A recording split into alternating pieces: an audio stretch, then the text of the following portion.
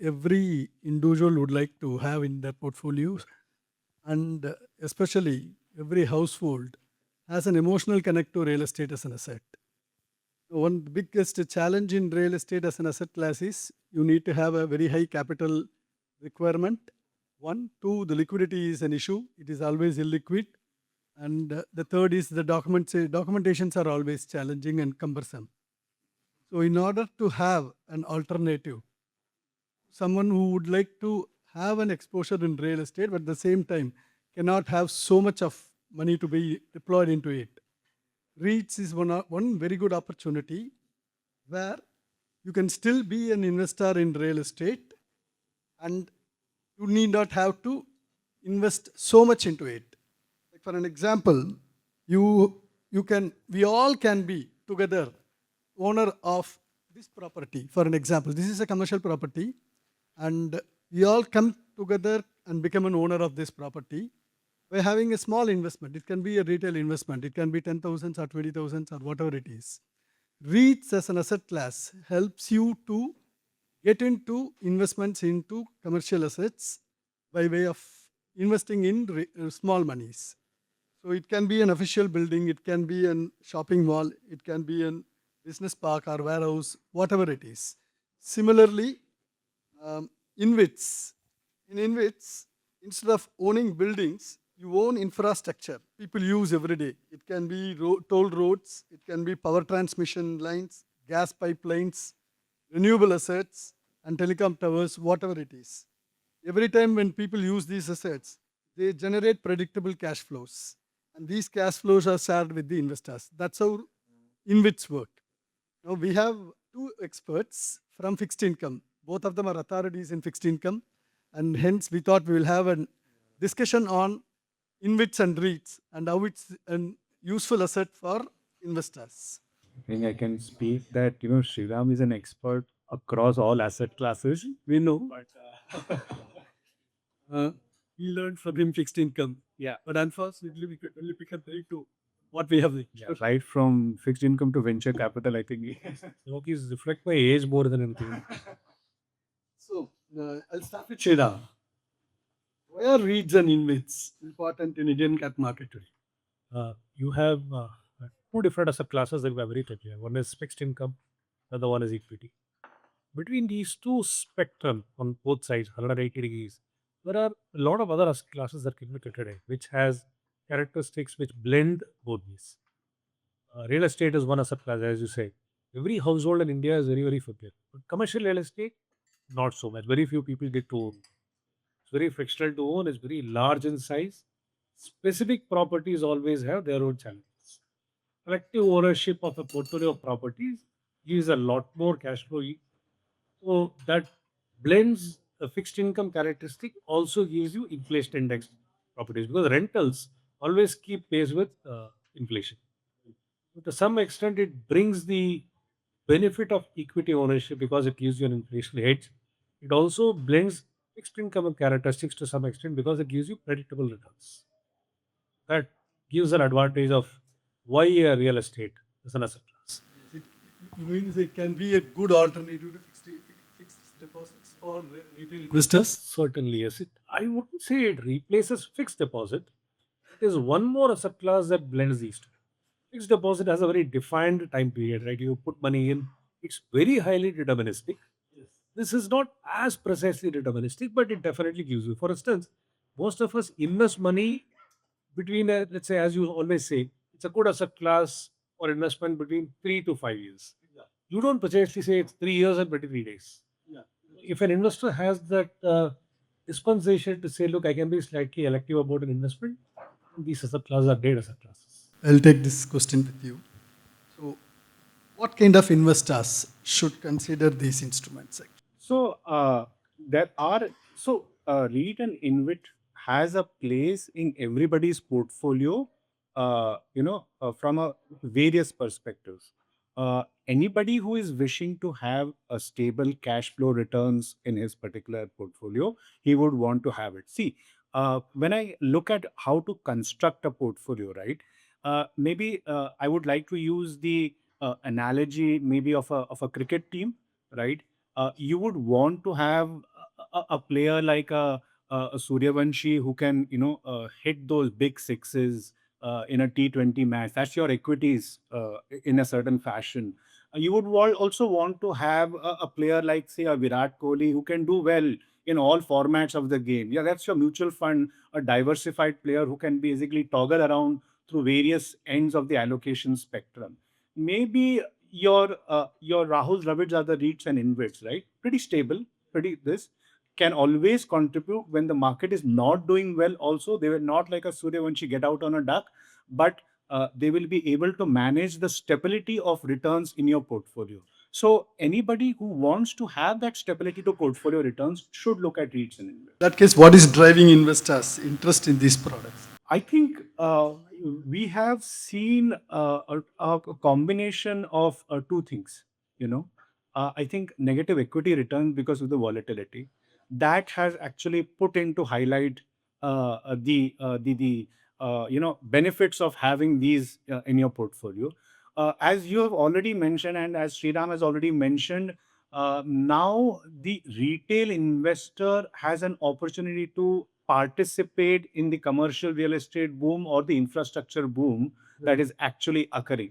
So, most importantly, I think one thing that is ringing or very very appealing to every investor is that distribution every quarter. It's the cash register ringing every quarter. That check that you are that credit in your bank balance that is giving you the appearance of a return, that is also very very appealing. So these factors have really contributed to these asset classes coming to the forefront. What are the biggest risks investors should understand before investing into REITs? These are very, it's not a very complex asset class, but at the same time, there are enough complexities in handling business with these. For instance, you mentioned about owning this building, right? Yeah. This building is an operating asset. It's not a typical fixed income where you just own and get the right to collect cash flows. Because the guy will give you a rent provided you maintain certain things, you maintain certain hygiene conditions and all these things. So since they are operating assets, you need an expert to handle to interface between a financial investor and an operating investor. So you require that, which is where I would definitely think an average retail investor should definitely go to a public market mutual fund or to somebody who probably has an expertise in handling these.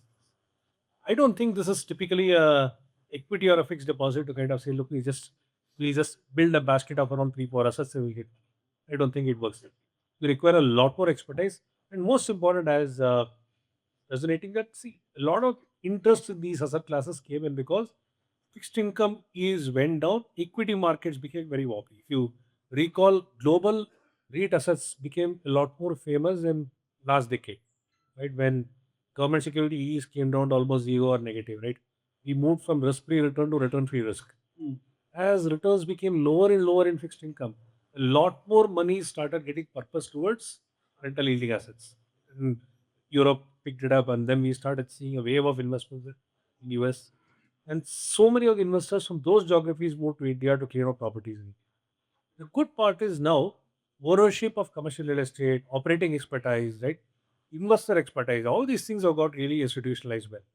So I would definitely think it's a lot more easier for investors to go through hands which probably have the expertise. How about the cash flows? See, the rental yields may be consistent, but will the cash flows also be consistent in terms of dividends payouts or profitability? Is that so consistent? Regulations make it mandatory for the vehicles to give out 90% of their net distributable cash flows back to the persons, which means you don't have the flexibility of keeping the cash flow in the vehicle. They are obligated to give the cash flows out. But is the cash flow a given done deal? My answer is no. Just as take the case of this asset. If you're owning a hotel, every 5 year or 7 year, the hotel has to make sure that X amount of money has to be spent on renovation of the asset. In a road asset, every 5 years, 6 years, you need to have a major maintenance that comes up. So, is the cash flow absolutely linear? My answer is no. But can we say over a period these things can be predicted and modeled? My answer. What regulatory changes could help REITs and INVITs grow faster? I think regulation is in a way where we are still trying to discover a few things. A few things we have already discovered. For example, we saw a certain amount of changes on the tax side, where a large amount of payments were being made as debt repayments, and the taxman came in to block that. Uh, Purely from the perspective of regulation, one would like to see how they evolve when there is a lot of product diversification. Okay, when I mean product diversification, we would have the REITs diversifying into other asset classes such as warehouses, hotels, etc. Okay, the infrastructure assets would be diversifying maybe into gas pipelines or airports, etc. From a pure regulatory framework, we have made leverage pretty much conservative. Okay, uh, as if the global record is any particular uh, precedent to go by, maybe the leverage standards or the leverage rules will be relaxed further. We could see uh, a further relaxation for more innovative financial structures, as has happened across the globe. And between REITs and INVITs, for a retail investor, you would suggest them to stay initially into REITs and then move towards INVITs, or both, you look at both as same kind of a risk? Completely different. I think so. The way the construct is that I think the key part REIT is in a way a perpetual asset. Okay, a commercial building which will be forever leased. Infrastructure by its regulatory framework in India is a finite asset, which is a 20-25 year concessionaire period. So those have completely different characteristics.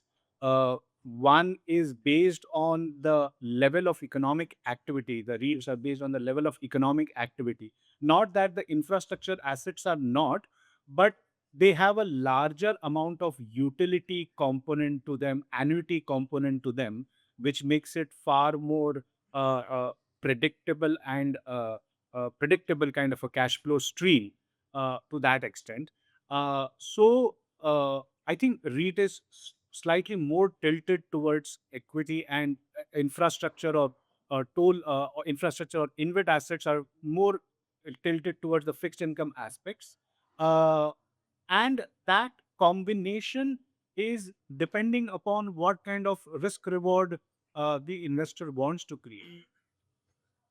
At the cost of complicating it one layer more, right?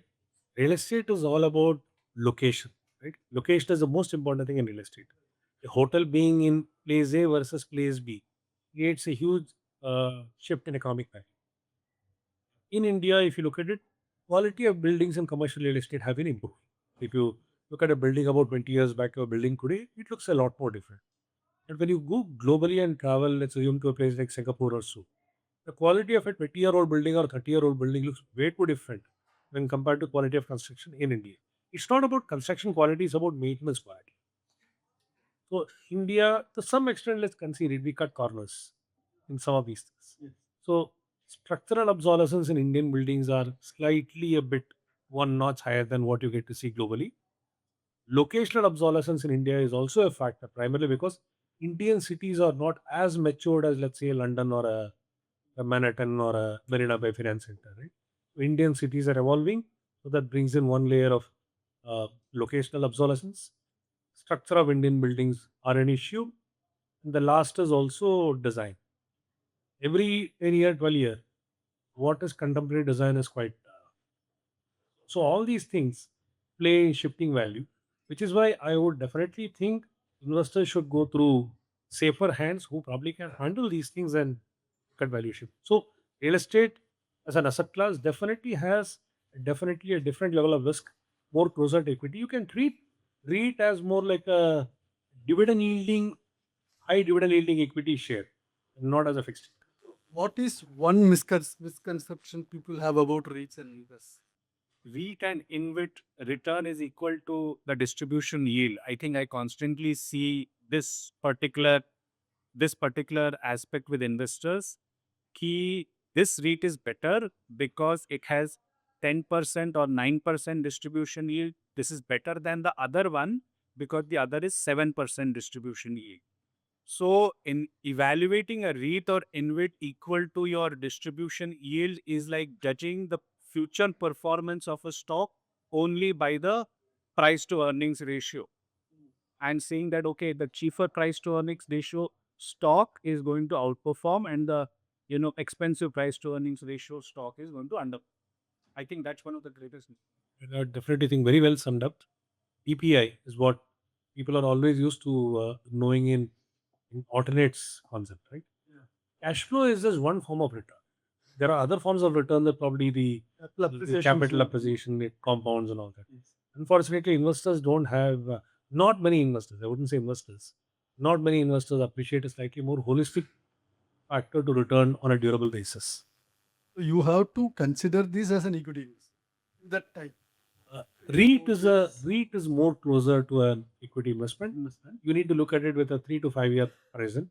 Economic cycles do impact REITs because imagine if you're going through a very big slump in the market, right? Yes. Rental yields are obviously going to be a challenge. For instance, we've seen this work from home and some of these things will have an impact on rental yield. Yes. Or if there's going to be a consumption slump, uh, mall REITs might end of lag for some time. Infrastructure assets to some extent have got durability. Roads do have traffic leakages. If there is an economic slump, traffic also can come down. So, are they completely fixed income? My answer is no. But on a medium term basis, you will see that they will be able to deliver better outcomes. Is it a better option? Okay, so pure debt fund, the pure debt fund point of view in terms of returns, it 2 to 3 years time horizon. Somebody can look at REITs and INVITs as a better option. Okay. So here I'd have to, also say what Sriram has already said. When an individual investor is looking to invest in his personal capacity, and I'm not promoting asset management companies or mutual funds here, okay? Uh, and saying that, okay, I would like to go read. So today, by regulation, mutual funds in their fixed income portfolios can own a maximum of 10% of REITs and INVIT units, and that too only in certain category of fixed income schemes which do not have fixed duration mandates. But okay, when you try to make this decision, do I want to go into a fixed income kind of instrument like a bond, debenture, D6 on a retail basis, or a fixed income scheme or an FD? And do I think REITs and INVITs are a better option? Uh, One has to look at the fact what again I was just basically echo what Sriram says. There are a host of factors that you got to look at each individual REIT and INVIT limit that you're purchasing. Okay, and those would require extensive amount of study because we have a certain amount of in-house expertise in and scale in researching across, say, the entire real estate sector per se or the infrastructure sectors per se. We are able to do the better selection in terms of REIT and INVIT, or in a better position to select REITs or INVITs. I would add 2 year would still be a very short. To reasonably sure, you need to be reasonable to an asset manager. A 2 year in a fixed income fund could be a reasonable call. But a 2 year in a perpetual asset like a REIT can actually be a slightly uh, bit of bringing a lot more pressure on the asset manager today. You need to give them more time. I would say the ideal time should be a 3 to 4 year. But if your exposure is 10% of a fixed income fund, I'm reasonably sure the manager can manage it. But if you're looking at investment in REITs and in it with a 2 year, I think that becomes a no way. So what does next 5 years look like for REITs and INVITs? Definitely looks a lot more optimistic. I'm sure the asset class is at a very nascent stage. From where we are, I think over the next about 5 to 6 years, I see a think about this number. I think government is now talking about 2,40,000 crores worth of the NEP road sector is alone talking about 2,50,000 crores worth of issuance in the next 5 years. So you're going to see from 7 lakh crores worth of outstanding value of REITs and INVITs, you're going to see only 250,000 crores worth of road assets alone come to the market. This is only from NHAI. I'm not talking about other private. We are going to see close to around 9 lakh crores worth of investments in power sector. This is going to come in, right? 9 lakh crores worth of power sector, even if you look at a debt equity value of around 3070 or 4950, right? You want to talk about another 3 to 4 lakh crores worth of transmission assets to come into the market. Solar could be reasonably large. We are going to see battery storage also come in a big way. As the investor appetite hit better and better and better, we'll see that the only big challenge is players have to conduct business with a very high level of ethical standard. As you look at mutual fund industry, right? Mutual fund industry has gone through a lot of evolutions. But the underlying factor about why the industry is where it is not because of a bullish market. It's also because of the fact that they have conducted business very ethically and at a very reasonably high level of integrity. I think that is very, very important for all the sponsors today. So one last question. Change one thing in the ecosystem, in the REIT and INVIT ecosystem. I think we can do with a lot more disclosures on the REIT and INVIT ecosystem. People want to know the basis of how that particular XIRR, which the REIT or INVIT claims that it can achieve, the basis of that. What kind of growth assumptions actually have gone into it, how they will respond to changes in the environment. I think a lot of us are also being just driven by, just pulling that line on Excel. But what happens when the SEZ Act suddenly changes? What happens when NHAI changes the linking factor of the WPI series from 1.67 to 1.56? How will the returns move?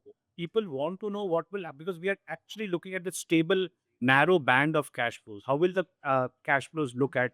I think those disclosures and those awareness can be brought about much more by the platform. One more dimension, obviously, as the acquisition engines of REITs and INVITs, because you are marrying the units and you would like to know how those acquisition engines are going to behave, what kind of criteria they're going to use for buying the next pipeline of assets. Conduct of independent boards are extremely important in this business because at the end of the day, there is a very clear, subtle related party transaction angle which happens in a REIT and INVIT. For instance, look at the construct. The developer develops a particular commercial asset. Developer sells the commercial asset to fund manager, not manager, alternate fund manager. The developer has a 20% return expectation. 20% return expectation will be realized only if he sells the asset to a fund which comes in for a 15% return in 2 years' time, right? And the fund will realize 15% only if it finally gives it to a REIT, which comes in with a 12% return delivery. It looks like a very clear plumbing, right? If anything chokes here, I think the entire system flops. So, which means the good functioning of a INVIT ecosystem is extremely important for the alternate funds to function. And a good alternate fund is what gives a developer to make sure that he can recycle assets at a much faster pace. So, I guess ultimately everyone has to treat each other like a partner and not as a counterparty. If everyone believes that, look, I need to hoodwink somebody or outsmart somebody, I think the entire system will. At this stage where we are, we can't afford to have an accident. I think we need to have a very clear understanding that independent boards, hence at INVIT level, become extremely important because think about it. The fund becomes a sponsor for the INVIT. So the fund, to some extent, decides or in a subtle way influences the price at which the asset gets transferred onto the INVIT. So there is a related party angle involved. Hence, conduct of independent boards, how well they conduct business, those things become extremely important. Sorry, one more question finally. For a weighted investor who would like to have a 3-4 year duration, what return expectation should they to bear? You should see. We are yet to see a pure REIT and INVIT fund in the market. But if one were to look at where we are today, I think on a 4-year basis, on a listed REIT or INVIT, we should be able to see a 10% return. on a REIT asset. I'm also assuming that interest rates will remain here or maybe slightly inch higher, because keep in mind they are like fixed income proxies. They are not fixed income; they are fixed income proxies. So if there is an interest rate risk element involved in fixed income, there is an interest rate risk element involved in fixed income proxy as well. Inflation hedges are there in place, but nonetheless, if rates were to go higher, some of these subclass might not be as attractive as they are, but it still can deliver about 9.5 to 10% modulus. On that note, I don't want to scare investors. But the last time we had the kind of currency route that we witnessing in the country today, which was in August 2013, Mr. Subbarao had raised rates overnight by 200 basis points. And all of these REITs and INVIT, of course, their leverage is to a certain extent climbed. But you've got to think in those terms today also, that everything cannot be always hunky dory. Okay, you've got to think of those scenarios as well. That it's not always. I don't mean to say that that's going to happen, but that's also Fine, keep it at sea. That's really a very, very good point that he made. It can be a great opportunity as well. yes. If you have not invested, and if there's a nuclear event like that of a rate raise which is that sharp, and if REITs and INVITs collapse in value, it's a great time to buy, because they're all cash flow yielding assets, cash flow backed by contracts. You would definitely rate it. Thanks a lot for both of you to give us an insight on REITs and INVITs.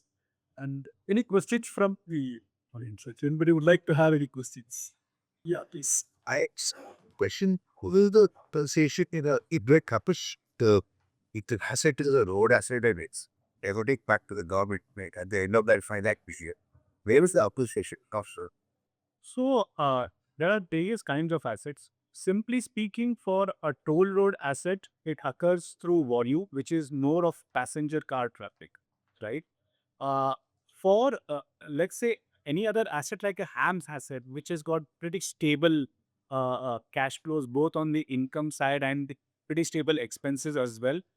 Some of the operators have been able to generate returns by more efficient O&M and MMR operations.